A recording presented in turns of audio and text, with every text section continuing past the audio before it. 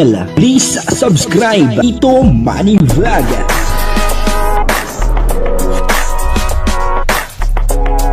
Payagan po si Tito Manny Vlog na mag-reactor para pambiling gamot sa kanya pong karamdaman. Wala man siyang records ng ng away. Sa video pong ito ay sinabi ni Joy Diwata kung ano po yung katotohanan, at meron po siyang mga pinasinungalingan.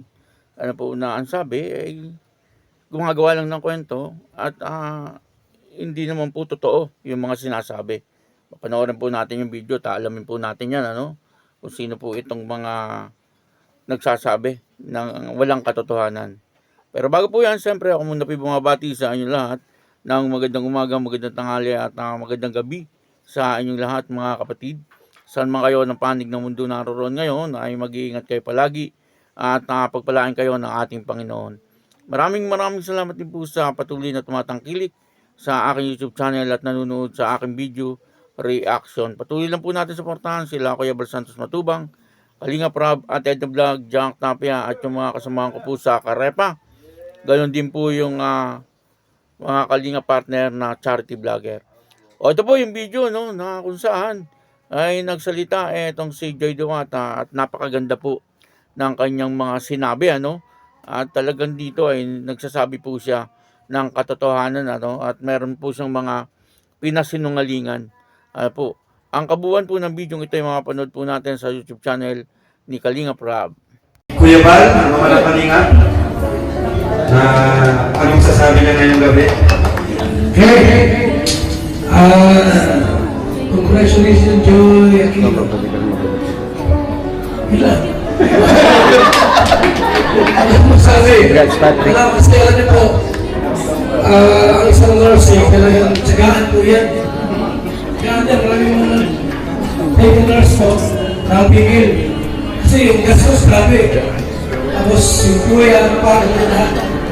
Tapos si Joy po, siya nang galaw na nursing student. Ilan po si Joy? Palapakan. Ilan po, maraming salamat.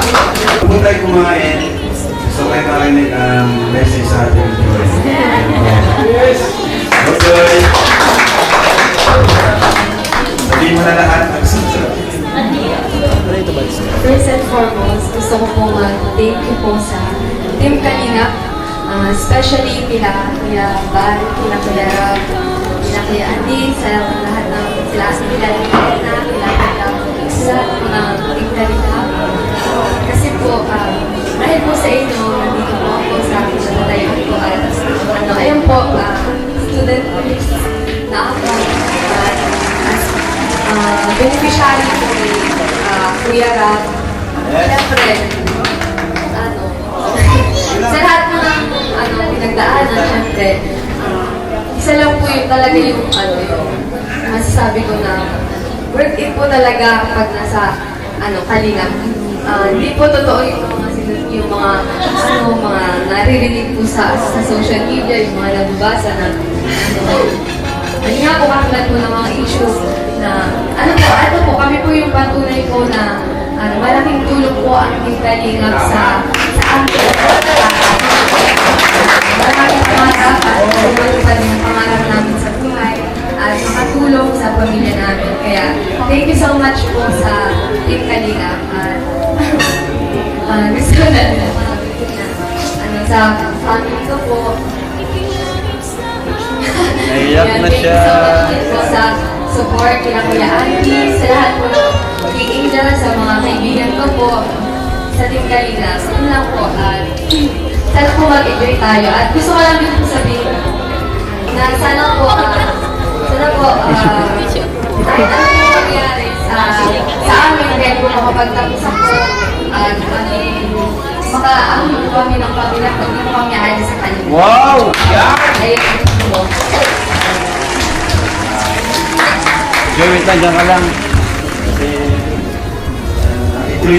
Diba, dito ay napanood po natin talagang ang laki ng pagpapasalamat ni Joy Diwata sa Kalingap.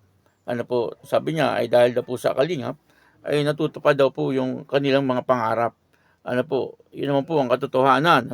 Kasi siyempre kitang-kita naman po natin na talagang nabago po ang kanilang buhay.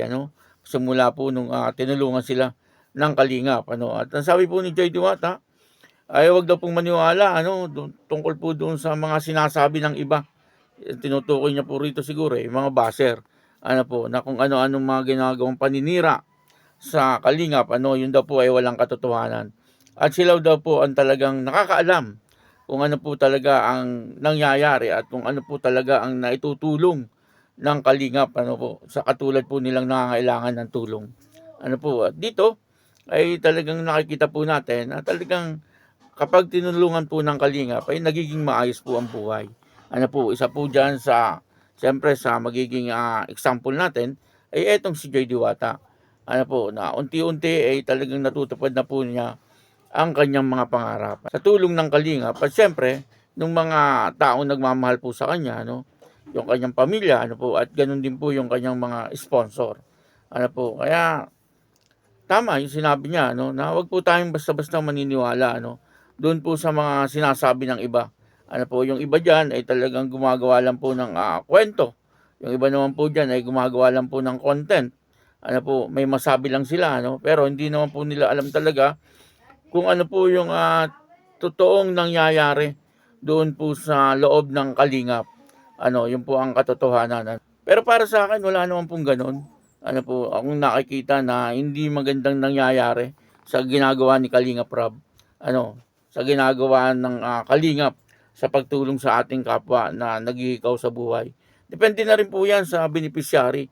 Siyempre, ng Kalingap, kapag kung sila ay magsisikap sa buhay o alam niyo naman po pagka po na tulungan ng Kalingap or naging beneficiary ng Kalingap ay nagkakaroon po sila ng mga sponsor.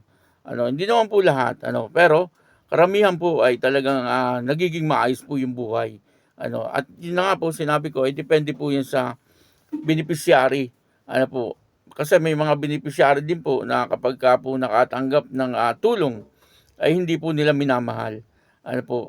Bagkus na ito ay pagyamanin nila, ang ginagawa po nila ay parang ibinibili nila ng kung ano-ano na hindi naman po karapat-dapat, kumbaga hindi naman po makakatulong sa kanila. Sa halip na unahin yung kanilang buhay, ay mas uunahin pa po nila yung ibang bagay. May mga tinutulungan pong gano'n, katunayan po niyan, may mga binigyan ng bahay na ngayon ay gusto nang ibenta. Kumbaga hindi po nila minamahal yung binigay ng Kalingap.